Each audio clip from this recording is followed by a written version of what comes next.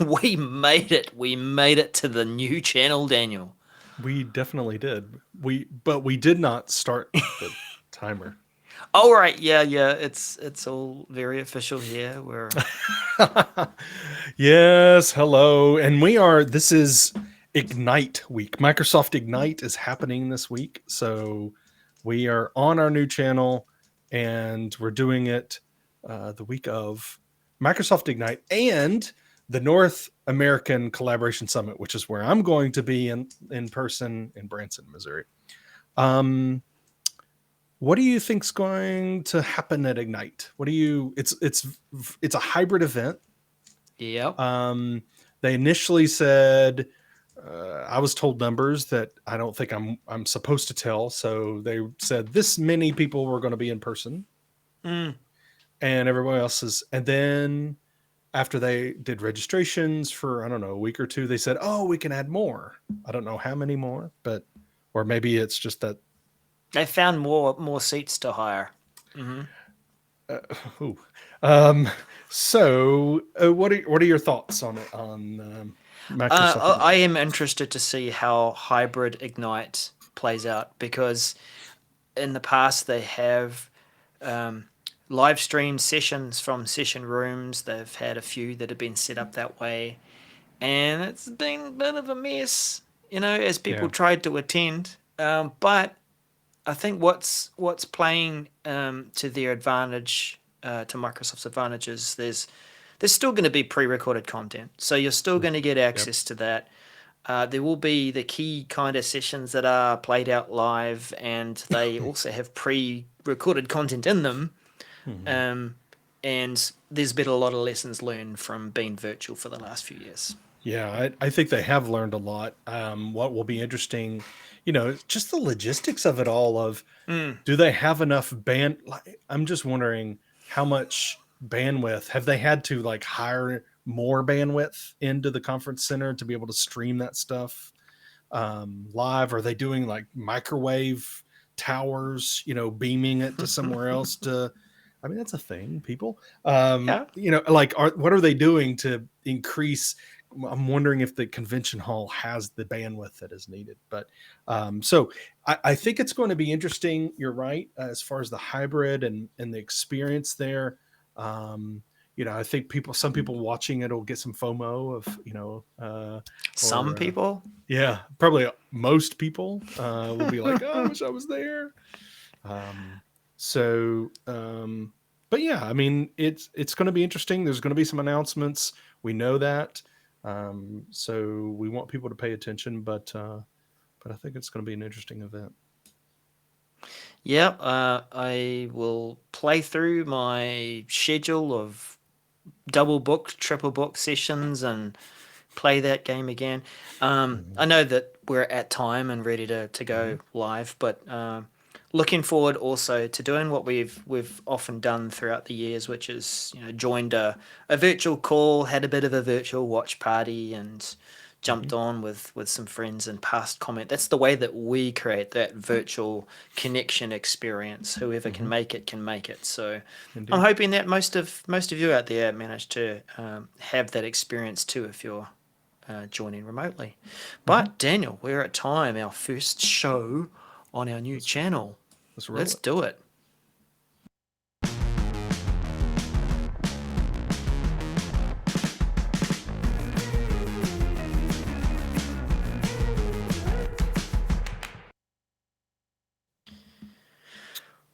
Yes. Hello, and welcome to episode 256. 6? I 7 Oh, should we check? 7 257. 7. 7. Oh, I'm glad you were Wow.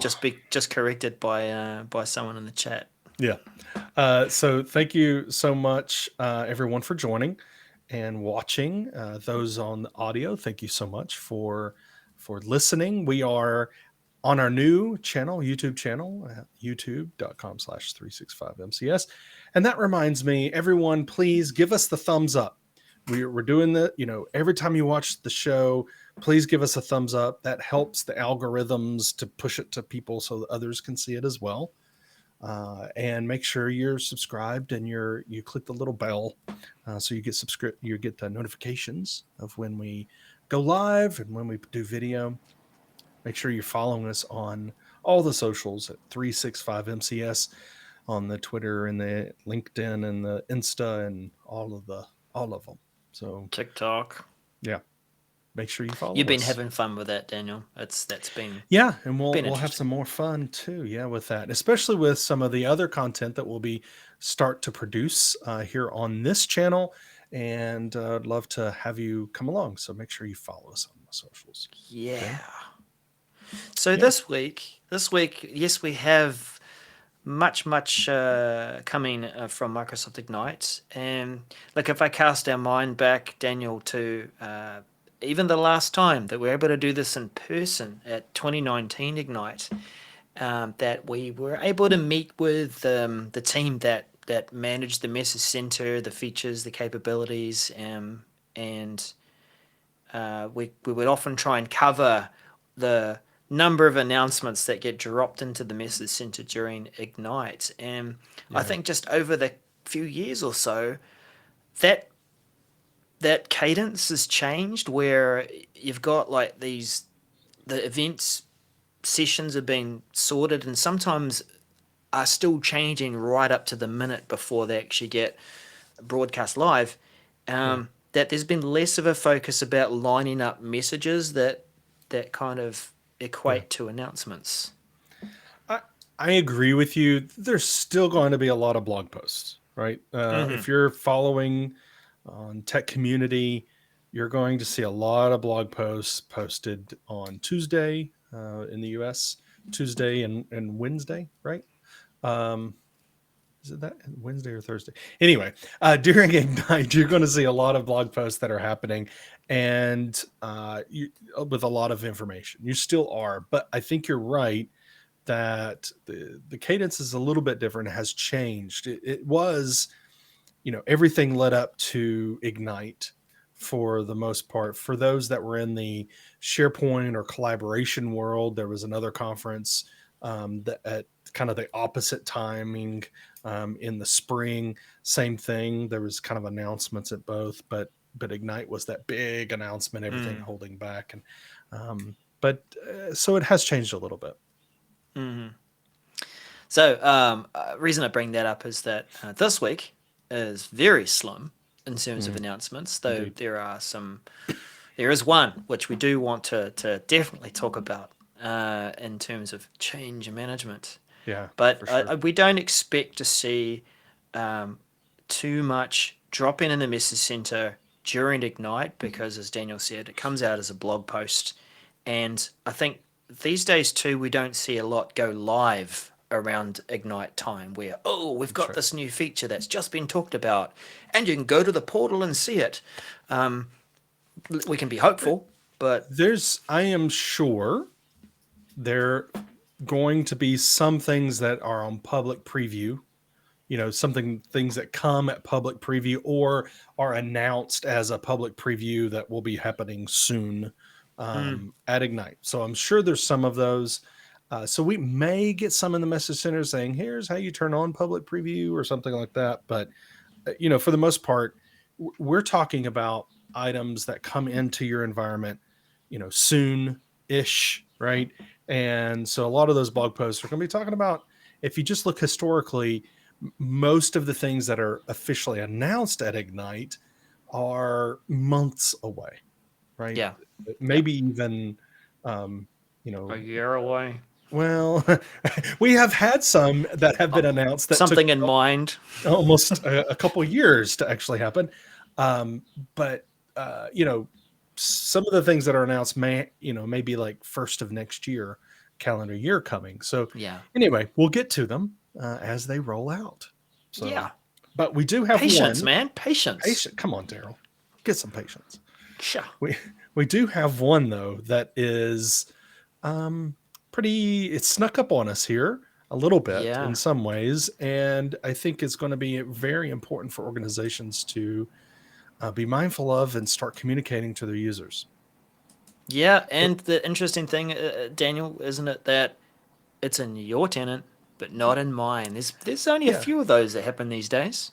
that's right. And it's very interesting that I guess they're just rolling it out across the world at different times. But I do have this one. This is protect your organization with Azure AD security defaults, MC 442488. Now, just as Darrell said, if you don't have that in your tenant, then this is not happening for you right now. And they just haven't pushed this out to you yet. But for this one, it is they, and this is kind of interesting. The beginning of the message, it's like a blog post or it's a marketing message of every day there are hundreds of millions of passwords, blah, blah, blah, blah, blah. Okay.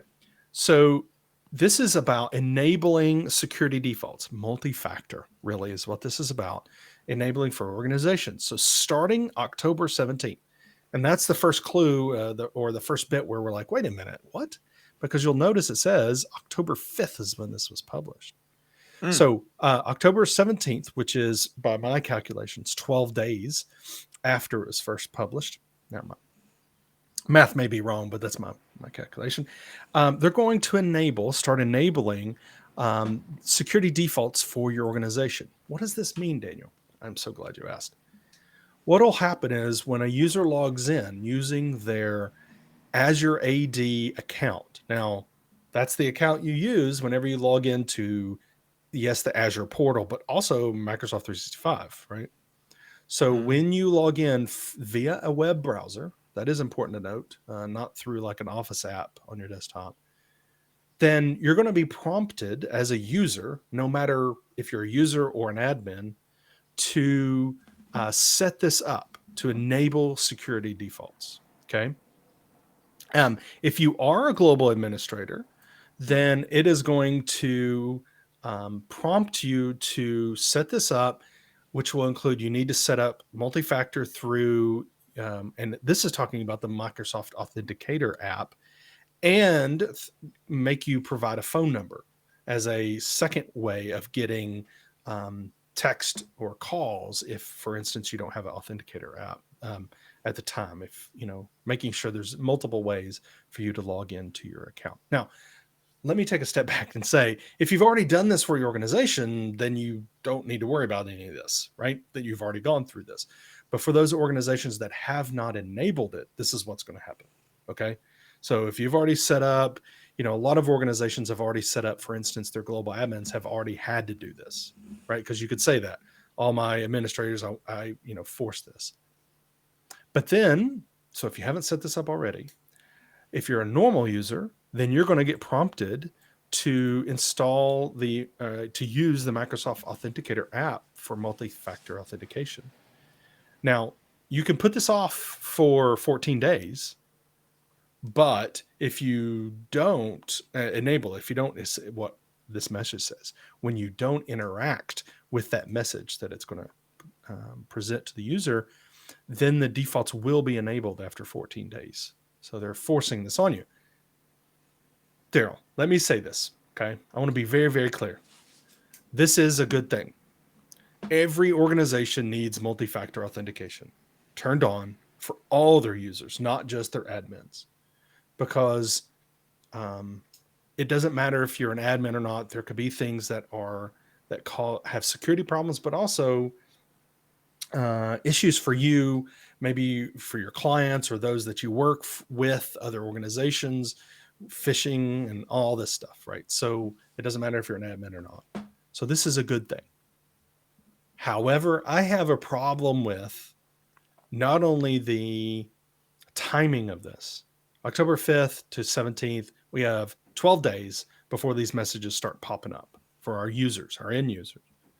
So we need to educate them. Okay, great. My second problem, though, is they don't provide you any walkthrough. Here's what the message is going to look like. Here's how you need to help your users. Here's a guide you could send them. Here's a website you can show, where they can refer. There's none of that. There is some documentation here. It's all IT Pro.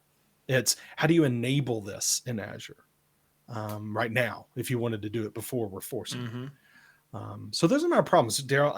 I don't want to beat this to a pulp here, but I kind of feel like this is a big deal for those organizations that haven't enabled it, right? And because we're not giving them enough time, but we're also not giving them tools they need. What are your thoughts? Change management. Managing change. Yeah. Preempting it ahead of time. Preparing people. Allowing communicators to communicate this well in advance. If you haven't already done so, yeah. That's the initial thing, right? I know that the enrollment process for MFA has improved, Mhm. but it still in some ways is a little clunky. Like we're IT people, or others that might reasonably be technically savvy, but there is still a fair few people out there that will need some help, that Mm. do need to walk into a clinic or a tech bar and say, can you help me set this up, please?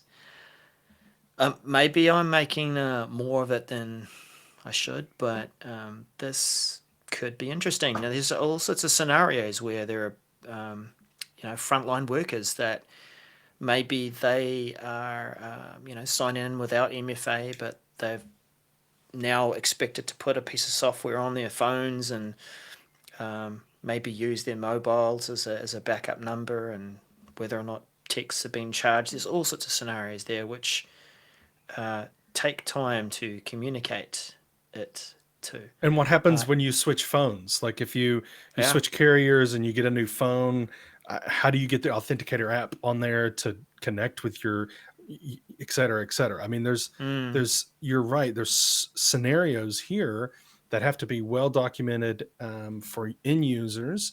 And again, if your organization's already enabled it, good for you, because again, this is what is needed, 100%. But for those organizations that haven't enabled this, then you're going to need these resources, and they're just not there. It's just not. There's some, but we're not pointed to those resources on this mm, message, right? Where it's not, here are some blog posts, here's some walkthroughs, here's a video on YouTube, here's whatever to help people set this up, but also those other scenarios. So you're going to have to get your help desk people trained.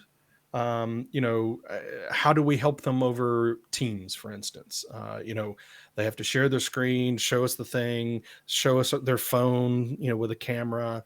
What about those people that don't want their phone used for company yep. business? Yep.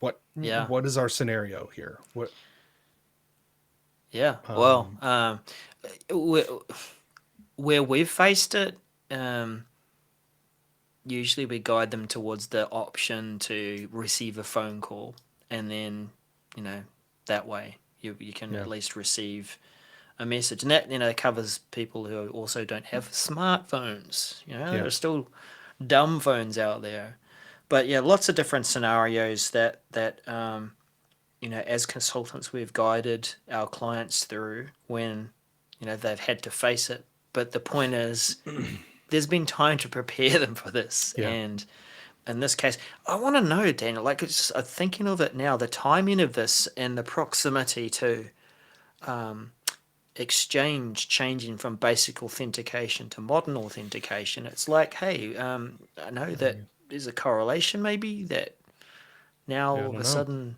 we're getting MFA pushed on. Yeah, I But don't know. And another scenario I was thinking about, this is real world, people. People are not used to having to have a device, their phone, for in this case, with them while they log in. Right? yeah, If they don't do this all the time, then having to have their phone ready to accept, those requests or whatever when they're trying to log in, it's it is change management, just like Darrell was saying. And frankly, you don't have time to fix it, but you're going to have to. So you're going to have to get on this right now. yeah. I know there's also like a exception or workaround for service accounts, and I can see possibilities where Hmm. whether it be a terminal somewhere on a factory floor, or Hmm. hopefully all of those sorts of things are being done correctly, so they're not going to get caught up in a Right. work around. Oh, and you did say something there too, and I remember this. When it's not just when you visit in a web browser, because when you authenticate through Office on your desktop and you're signing in there with your M365 account, your Azure AD account, I've seen it trigger and ask for MFA even at that point if you haven't got it set up. Right. Yeah. It can be part of that, and and I'm thinking you're talking about on the floor, and there's a lot of frontline workers that are not allowed to have their phone right on the floor, like a Yeah. manufacturing floor, and but they have to log in to a terminal or to a system to do things, but they're not going to have their phone. I mean, we're talking about edge cases here, and I get that 100%. I understand that, but one really we're trying to highlight and emphasize the fact that if you don't have it turned on right now, this is one of those you need to start making a plan now and start communicating and getting advice on how to fix this or communicate this in your organization now. Like, don't wait. This is one of those you're just going to have to put off whatever other initiative you're working on right now until this one gets figured out. So, yeah, it's happening very soon. Very soon, October 17th, people. And it's, like I said, it's not in my tenant. So maybe Microsoft's testing the water with North America or the US first and taking it from there. But expect to see this come to your part of the world at some point. I would expect it. We'll just see what the reaction is to begin with. Yeah, no kidding. What did we learn from that rollout? Hold. Yeah, right. Exactly. Yeah. Oh, well, Daniel, what's up? What's up next? There's a couple of let's just divvy these up and carry on. It's not like we go we've got because there's plenty to talk about. No, we've got a couple of whiteboard ones. Right? Yeah. I mean, so let's talk about it. This is a couple of good things really for Whiteboard that will be useful. Inserting online videos for Whiteboard, MC 443-900. This is going to support embedding videos from these specific sources: YouTube, Stream, Flip, Vimeo, TED, and SlideShare. SlideShare a video or is it a slides? I guess you could have videos on SlideShare. I guess so.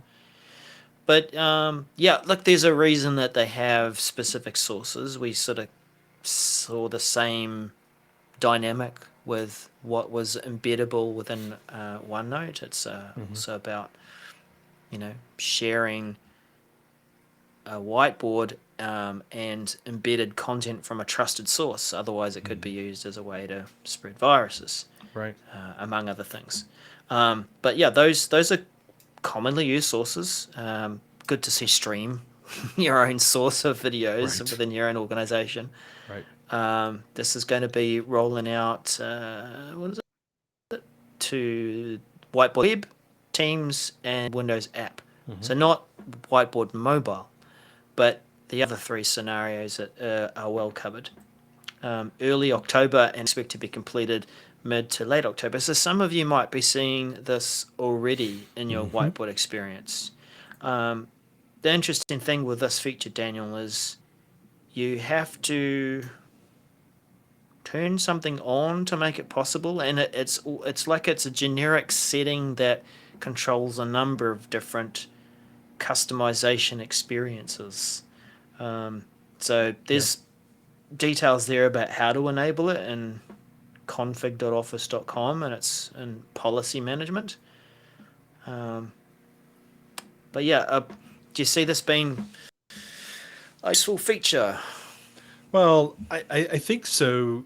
Videos is I think, we all know it. Here we are on video. We're also on audio, of course, for the podcast. But I think video is a way people are consuming a lot of content, especially learning content, as well as the informational types of content. One thing that I do see missing here, and it's not a video platform. Okay, so I'll go ahead and say that, but it is a platform that videos happen and are stored on, which is and via posts, which is LinkedIn. I was kind of like, Hmm. well, if we're going to do SlideShare, why wouldn't we use LinkedIn? Because there's a lot of video on there. But I do feel like that this will be used quite a bit, as long as we educate people that it's going to be there. Hmm. The more that I think getting more into Whiteboard is good. I still personally feel like Whiteboard is um, it's kind of like uh, the flip side, the B side of the record as far as applications in Microsoft 365. And so, if it's ever going to be, an application that's more widely used in organizations, a lot of this type of functionality is going to have to be added. Yeah. One thing about embedding videos, and this is one of the advantages of being able to embed it in a OneNote as well, is um, you're already in a space where you can sort of throw ideas together. Hmm. So imagine being able to lay this out in your whiteboard, prepare it ahead of time. You're going to Hmm. watch some videos together. Now, I wonder if that actually works. So you can put whiteboard as a team's shared experience on that Hmm. shared stage, much like Excel Live and PowerPoint Live. When I haven't tried this, but it will be interesting to see when it comes. Can you click the The play video. button and it actually, yeah, it plays it Hmm. at the same time for everyone, or do they all have to click Right. play at the same time? I don't know. I would That'd hope be that it's a interesting. shared experience. Yeah. And then, Yeah. so lastly for us this week is another Microsoft Whiteboard mention, which is inserting links, Hmm. URLs for Whiteboard. So same timeline for embedding videos, which is early October to mid late October. This is MC 443901. Um, Great, we can insert URLs, fantastic. But the cool thing I saw here was, and I'm not I'm not belittling the fact of being able to add, but it's the preview feature, right? the Yeah. the preview of what that content is pretty slick. If it didn't include that, I'd be like, okay, but it does, and so I think that's great. You think this is a great addition, Daryl, for Whiteboard to be able Uh, to kind of link to outside resources?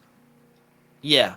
Yeah. Like, again, it's, hey, everyone, we're going to come to this part of the lesson or session or whatever. I want Hmm. you to click on this link and um, view some content there, and then we'll come back and pass some comment and throw some stickies on the board and Hmm. get some thoughts about that. It could be like a link to a prototype of a website or a Hmm. something that you want people to actually go and see the live content.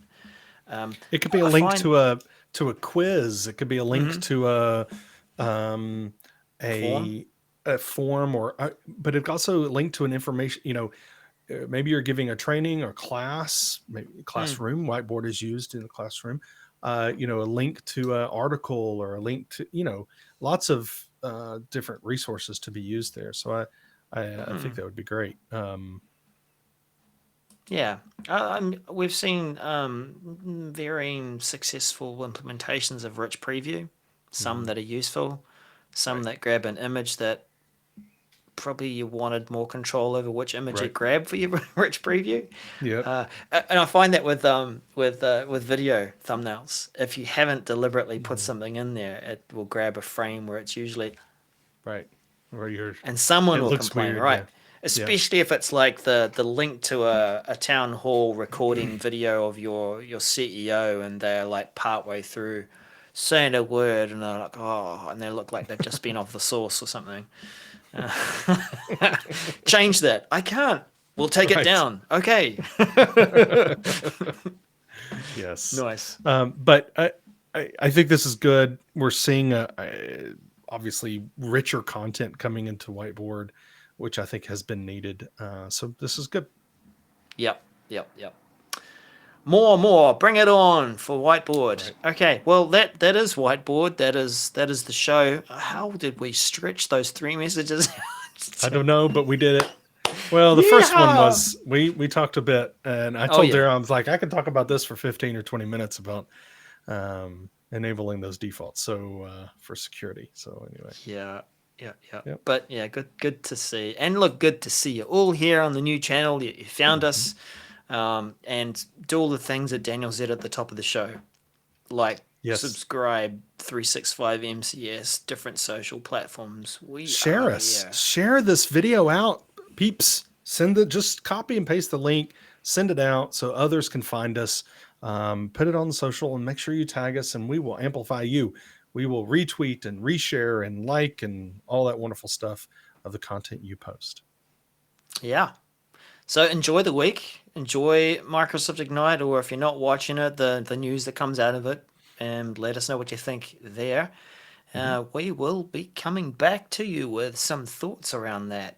It might not be the live show the following week, but let's see what we can put together, Daniel. Indeed. Somewhere in between all of that visiting you've got to do. That's right. All right. That is right. Thank you so much, everyone, for joining. Until next time, we'll see you then. Bye-bye.